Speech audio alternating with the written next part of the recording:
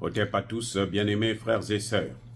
Quelle est la solution de Donald Trump pour sauver le dollar? Donald Trump a une solution pour sauver le dollar.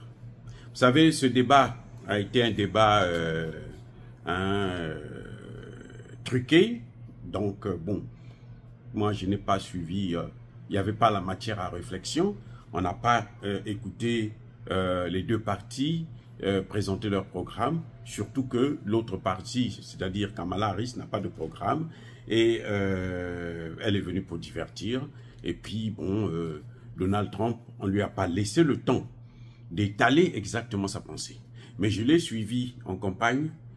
Monsieur Donald Trump, pour sauver le dollar, il veut punir les pays qui vont refuser d'échanger en dollars. Il va augmenter les taxes de ces produits de ces pays-là vers les États-Unis. Donc, en quelque sorte, le marché américain sera fermé à tous les pays qui ne veulent pas utiliser le dollar dans leurs échanges avec d'autres pays, même si ce n'est pas avec les États-Unis. Eh oui, 100% de taxes. Alors, très bien, c'est sa solution. En tout cas, Kamala Harris, eux, ils n'ont pas de solution. Eux, la solution, c'est faire la guerre. Ils vont aller faire des guerres et puis prendre l'argent des gens, prendre les matières premières des gens, comme ils ont fait avec la Libye. On a tué Kadhafi, on a détruit la Libye, on a pris les réserves d'or de la Libye et on est parti avec, ni vu ni connu, personne n'en parle. Ça, c'est les démocrates, ça, c'est Kamala Harris. Mais Donald Trump lui dit non, nous allons faire le commerce. On va vous laisser rentrer avec vos produits chez nous. Si et seulement si vous utilisez le dollar, nous, on vous fait des coupures de taxes, des exemptions. Sinon, ben, vous payez 100%. Mais est-ce que ça peut marcher? Non, ça ne peut pas toujours marcher. Un pays comme l'Iran, un pays comme la Russie, qui est déjà sanctionné. Mais on dit chez nous, cabri mort n'a pas peur du couteau. Non, je reprends. Cabri mort n'a pas peur du couteau. La Russie est sanctionnée, l'Iran est sanctionné, la Syrie est sanctionnée, le Venezuela est sanctionné. Pourquoi voulez-vous qu'ils puissent utiliser votre monnaie? Puisque eux, leurs produits ne viennent déjà pas chez vous. Écoutez, leurs produits ne viennent pas chez vous. À quoi ça sert? Vous allez coopérer, vous allez sanctionner les pays européens si ceux-là refusent d'utiliser votre monnaie. Vous allez peut-être sanctionner la Russie, la Turquie, mais la Turquie a un autre marché, un grand marché d'ailleurs, c'est la Chine. Et puis, M. Trump. Moi, j'aime Trump. Hein? En tout cas, je préfère Trump par rapport aux autres. Parce que Trump n'est pas venu faire une guerre en Afrique. Les démocrates, là, ils sont venus faire toujours les guerres en Afrique. Depuis Clinton jusqu'à Joe Biden, en passant par Barack Obama. Ils ont tous fait une guerre en Afrique. Mais les républicains, notamment Donald Trump, n'a pas fait de guerre. Nulle part, même pas ailleurs, en dehors de l'Afrique. Alors, donc c'est pour ça que je préfère Donald Trump par rapport aux autres. Mais la solution qu'il propose n'est pas la véritable solution. Et oui, parce que j'ai l'impression que Donald Trump se bat pour préserver l'influence, la domination du dollar américain dans le monde. Parce que c'est ce dollar qui rend l'Amérique riche. Et c'est ce qui fait qu'on pense que c'est la première puissance, alors que c'est le pays le plus endetté au monde. Donc cette solution ne marche qu'avec vos amis. Ça ne peut pas marcher avec vos ennemis. Et Dieu seul sait si l'Amérique n'est pas le pays qui a le plus d'ennemis au monde. Par rapport à tout ce qu'elle fait dans les autres pays. Par rapport à toutes les guerres qu'elle est diligente dans les autres pays. L'Amérique a 830 bases militaires dans le monde. 830. C'est le seul pays qui a autant de bases militaires ailleurs, en dehors de son territoire. Et ces bases militaires servent à quoi? Mais ce n'est pas pour venir faire la diplomatie. Franchement, on ne fait pas la diplomatie avec la Kalachnikov sur la tempe. Non, c'est pas ça. C'est pour faire les guerres. C'est une machine de guerre. Donc, la meilleure solution pour Donald Trump, c'est d'abord privilégier la diplomatie par rapport à la guerre. La guerre, ce n'est pas la solution. La force, ce n'est pas la solution. Vous ne pouvez pas forcer les gens à consommer vos produits. Mais si les produits des autres pays n'arrivent pas aux États-Unis, il y a des produits ici aux États-Unis que les gens consomment, mais qui ne sont pas fabriqués aux États-Unis. Et que si les États-Unis ne laissent pas rentrer ces produits-là, ils auront des problèmes ici. Vous ne savez pas ça? Il y a des produits, c'est-à-dire que ce n'est pas fabriqué aux États-Unis. Le café, par exemple, n'est pas planté aux États-Unis. Ça vient d'ailleurs. Ce n'est pas planté en Europe. Ça vient d'Afrique pour l'essentiel. Ça vient des pays d'Amérique latine. Bon, si vous fermez, vous dites, bon, nous, on ne veut plus, vous ne pouvez pas rentrer ici parce qu'on va vous taxer 100%. Et que 100% de taxes, pour eux, c'est trop, ils ne peuvent pas. Bon, ils vont prendre leur café, ils vont vendre à la Chine, à l'Inde. Mais qu'est-ce qui va se passer aux États-Unis? On ne va plus consommer le café.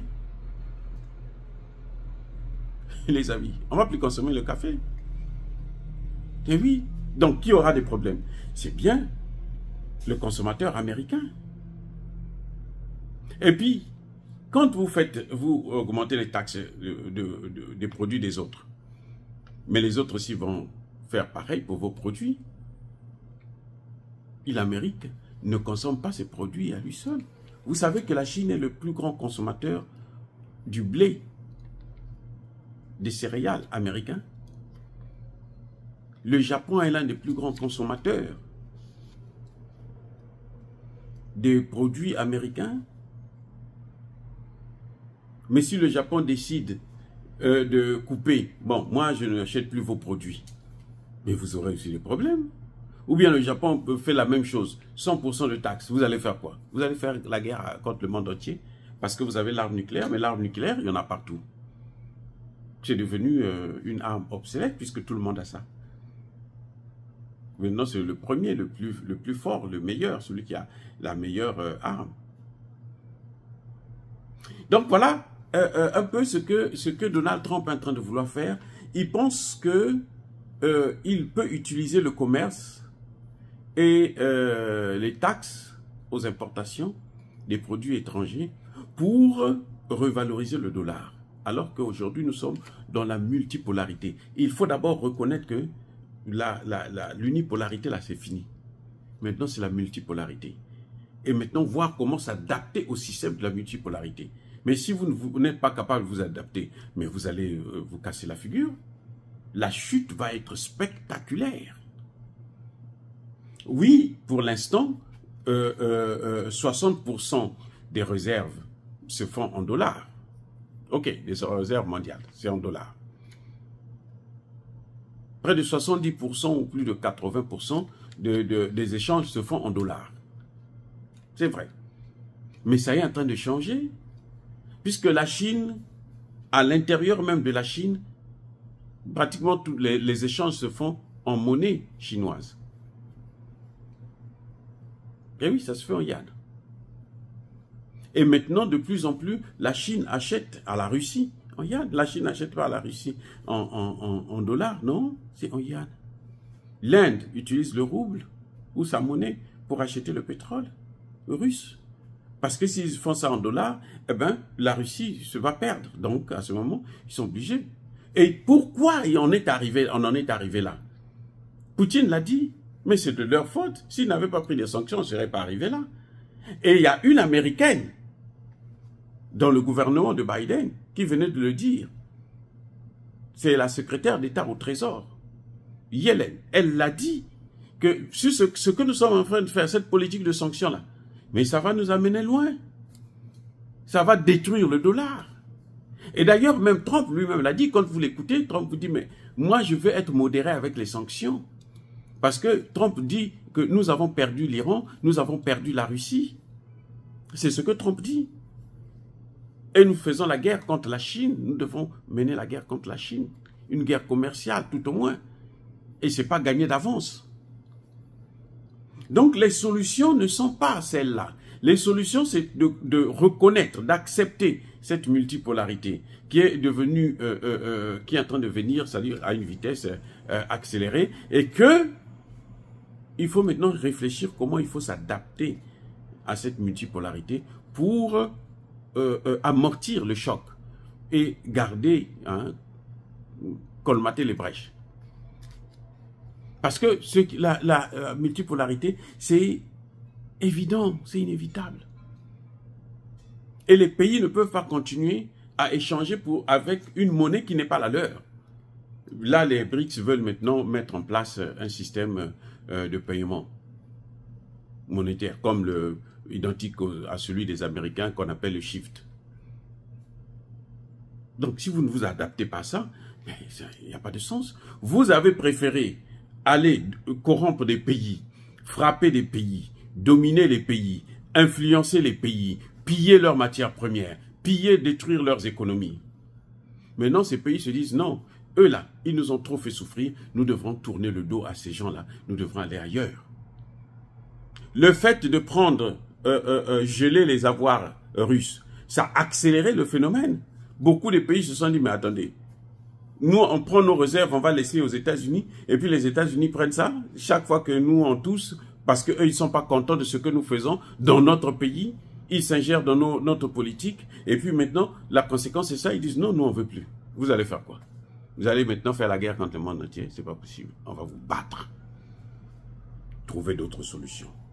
Oh, bien-aimés frères et sœurs, dire cela, c'est inciter à la haine ou à la violence. Non. Yaba, colère, veyamalem. Encore une fois de plus, je persiste et je signe. Soyez bénis, abondamment bénis par le Dieu des Kémites et par nos ancêtres évangélisés.